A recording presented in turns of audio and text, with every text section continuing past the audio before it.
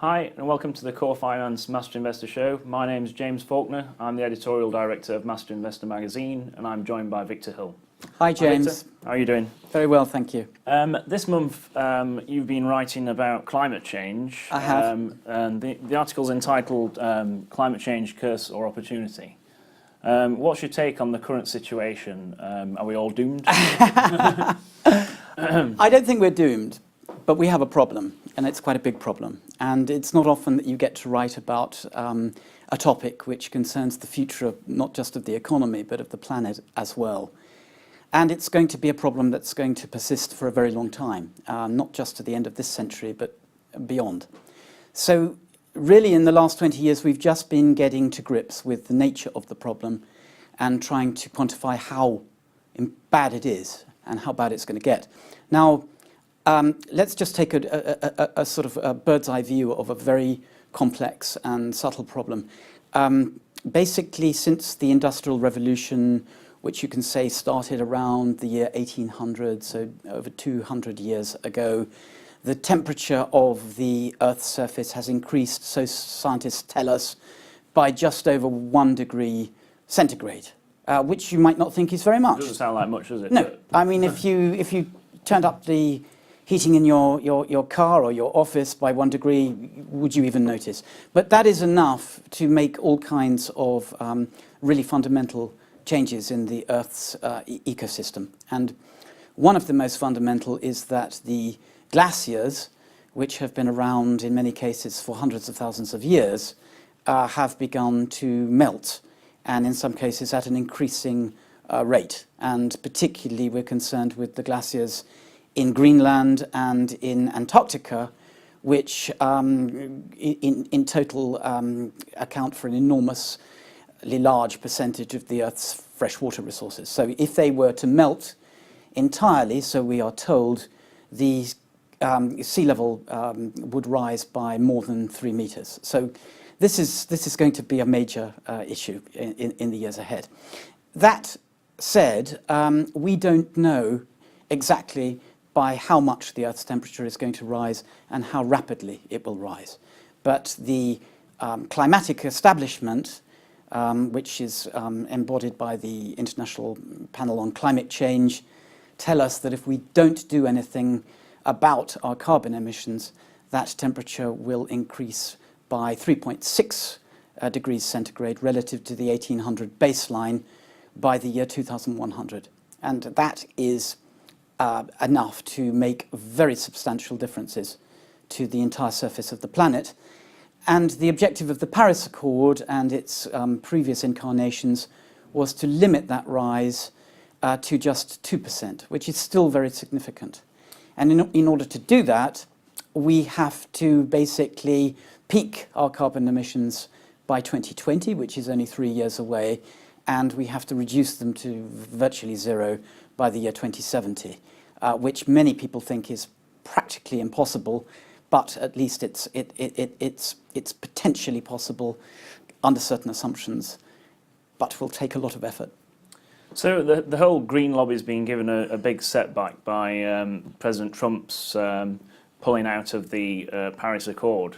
Yes. From an investment perspective, why is now a good time to be looking at companies that are associated with tackling climate change? Well, Trump is in a unique place because very few people support his perspective. He's surrounded, it seems, by a group of influential climate change deniers. But if you take the state of California, which is the 6th largest economy globally in itself, they're fully on side with the Paris Accord, and at least they are, sticking to a major program of rolling out renewable energy resources. So basically, Mr. Trump may not like the Paris Accord, but the fact of the matter is that for every 1 new job in the coal industry in the United States, there's about 120 new jobs in renewable energy. So that is where the growth is. And last year, renewables, that's solar, it's wind power, it's geothermal, and other sources, that accounted for merely 10% of total energy or electricity output. But it accounted for 55% of new capacity. So to that extent, it's the most rapidly developing industry in the world. And you cannot deny the fact that these huge solar PV panel producers have emerged in the last 20 years virtually out of nowhere, ditto wind turbine manufacturers, some of whom are doing very well. So, aside from buying a bicycle and going veggie, how can we all invest for the future and invest in tackling this problem? Well, I think you have to look at it in the round. First of all, there's going to be more attention to building effective flood defences. So at a very local level, let's look at companies which are active in flood defence. And one that I picked out was Kier Group, which has rolled out a 30 million flood defence programme for the city of Exeter in the UK. There are others who are doing great things. I'm also interested in the future of agriculture, which I've written about previously. And I've persisted with the theme that the centrality of agriculture in the global economy will increase.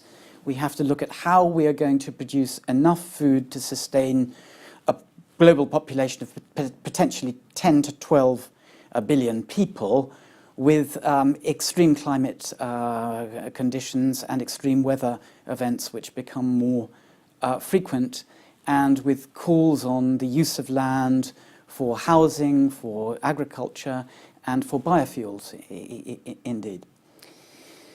In terms of specific companies, what sort of are we looking at? Companies like Bayer?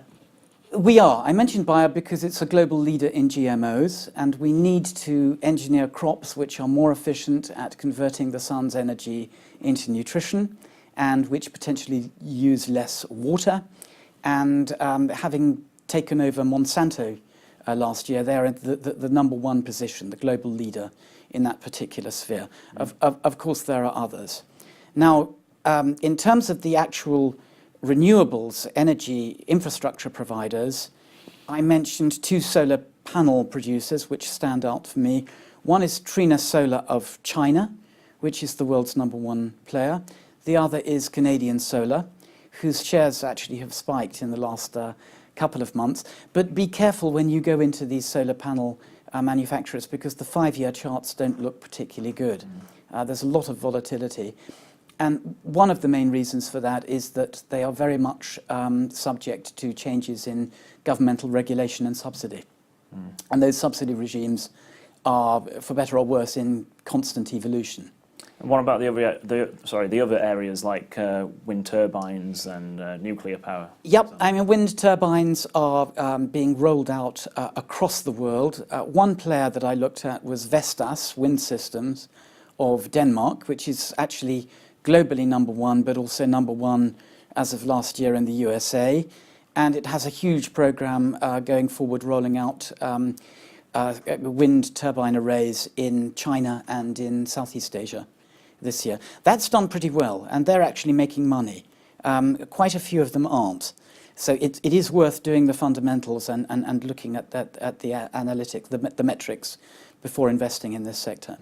You also mentioned Total as a diversified oil and gas group that's into renewables in quite a big way. Well, that's right. I think it was back in March. We looked at the major oil companies and looked at how they are diversifying into renewable energy, such that you might say that they're becoming energy companies rather than just oil companies. And one in particular is Total, the French oil giant, which has in fact acquired the major player, solar power, in the USA, and has become one of the largest installers of solar arrays in the USA.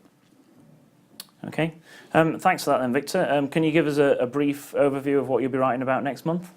Another big topic. It's going to be slightly controversial, like this one. I'm looking at the global military establishment and the defence contractors who supply them.